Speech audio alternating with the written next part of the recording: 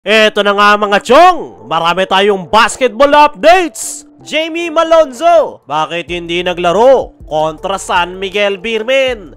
Troy Rosario, nakuha na ang sistema ni Coach Tim Cone sa nakalipas nga na laro ng Barangay Ginebra kagabi kontra San Miguel Beermen. Ay nakuha nga nila ang kanilang unang panalo ngayong taon. At ito ngang si Troy Rosario ang itinanghal na best player of the game dahil sa napakaganda nitong ipinakitang performance kung saan nagtala nga ito ng double digit na 22 points, 10 rebounds at 1 block. At sa ganda ng inilaro nitong si Troy Rosario ay maraming Barangay Ginebra fans ang nagsasabi na nakuha na daw ni Troy ang triangle offense. Mismong si Coach Tim ang sumagot niyan sa press con interview na as of now ay patuloy pa raw tinatrabaho nitong si Troy yung kanilang triangle offense. Pero sa naging laro nga raw nila kontra San Miguel Beermen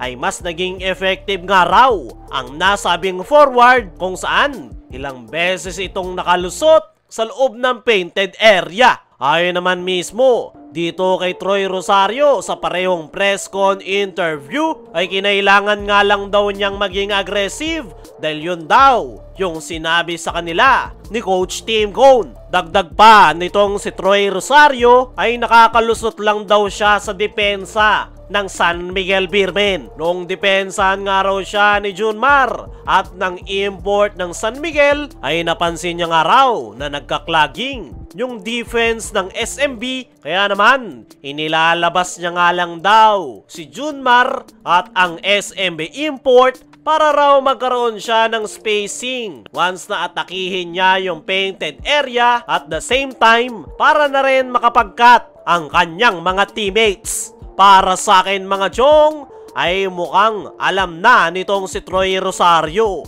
yung kanyang role na ginagampanan sa Barangay Ginebra. Napakagaganda nga ng pwesto nito sa loob ng painted area. Ilang beses nga itong nakanakaw play sa dunker spot at yun nga yung naging dahilan kung bakit nakalayo ang kanyang kupunan. Para sa akin mga chong ay mas komportable na ngayon itong si Troy Rosario sa Barangay Ginebra. Noong una ay nag-a-adjust pa ito at hindi nga may iwasan yan dahil bago siya sa kanyang kupunan. Pero ang nakakabilib nga dito kay Troy Rosario ay sa maikling panahon ay mabilis itong nakapag-adapt dahil alam naman natin na hindi nga basta-basta yung triangle offense ni Coach Tim Cone. Kadalasan ay natatagalan yung player ni Coach Tim na makuha yung triangle. Pero etong si Troy ay mabilis na naging komportable at nahanap yung kanyang role sa Barangay Ginebra. Ayon pa rin dito kay Troy Rosario ay mas nai-space out niya nga raw ngayon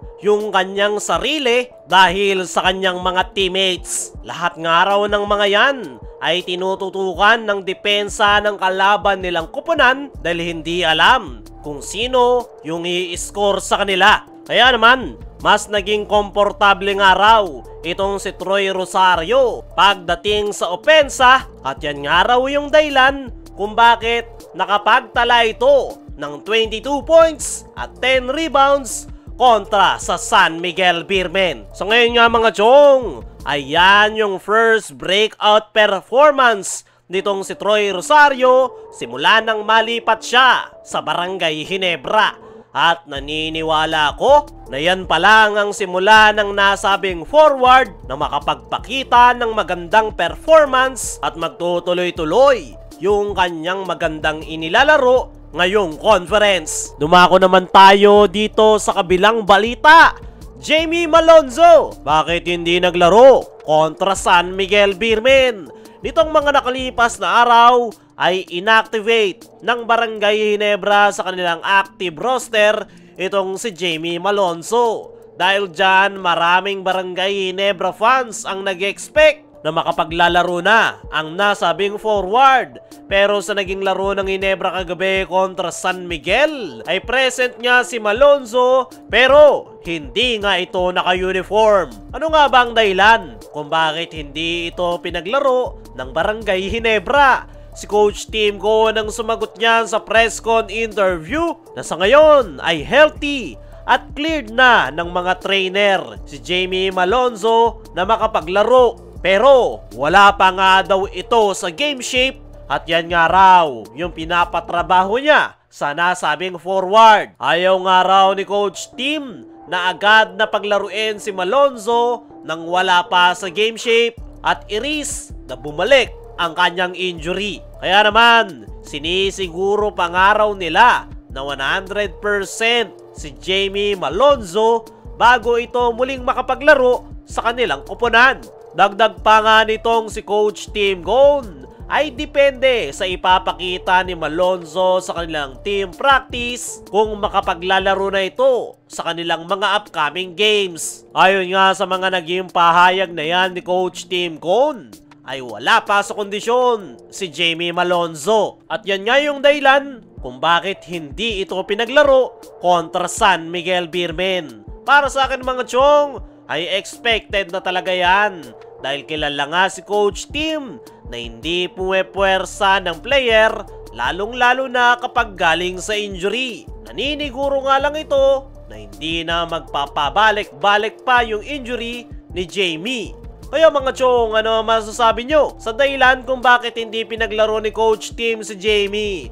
Ano rin yung masasabi nyo na nakukuha na ni Troy yung kanyang role sa Barangay Ginebra? I-comment mo lang dyan sa ibaba.